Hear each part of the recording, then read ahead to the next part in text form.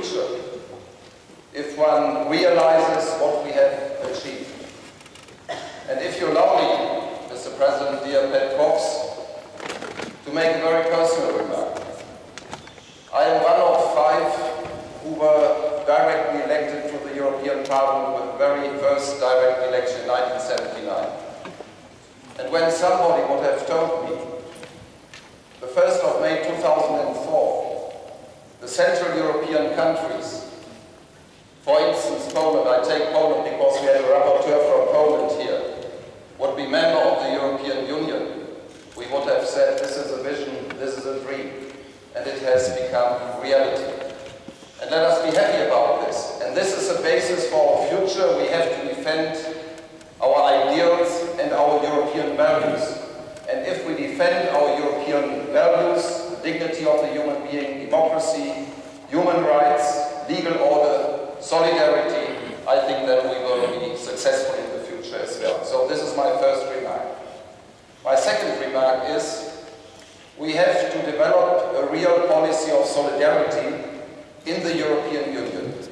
If a member state has a problem perhaps with a country outside the European Union, then we have to have a position of solidarity with a member of the European Union.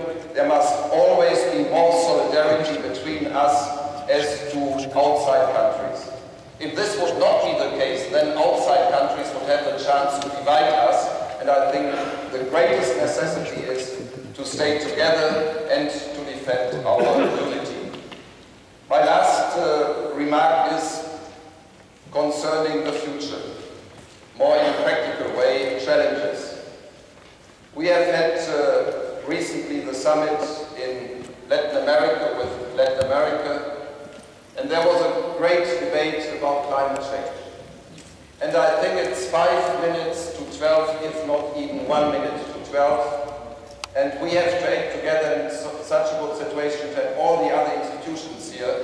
And if we Europeans don't take the lead in the fight against climate change, then I think we will lose this fight against climate change. And it's a great challenge for all of us in this question of preserving our creation, to take the lead not only in Europe, but to take the lead worldwide. So this is one of the great priorities.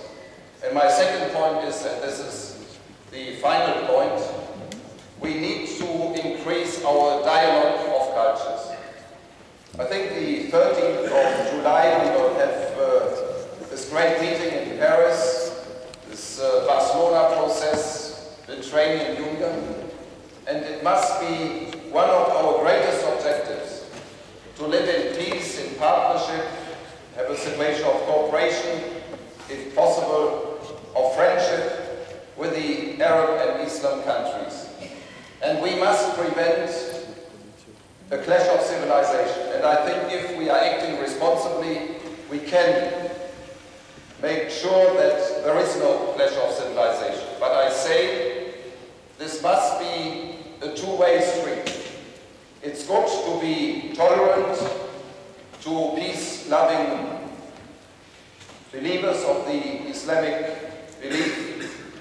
But we, as European society, I think we can demand as well that we have tolerance in the Arab, in the Islamic world for our values as well.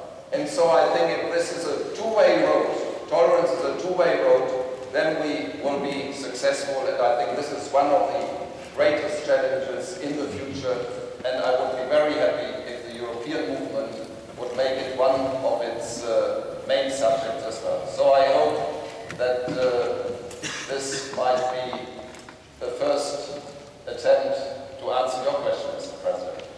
Thank you very much.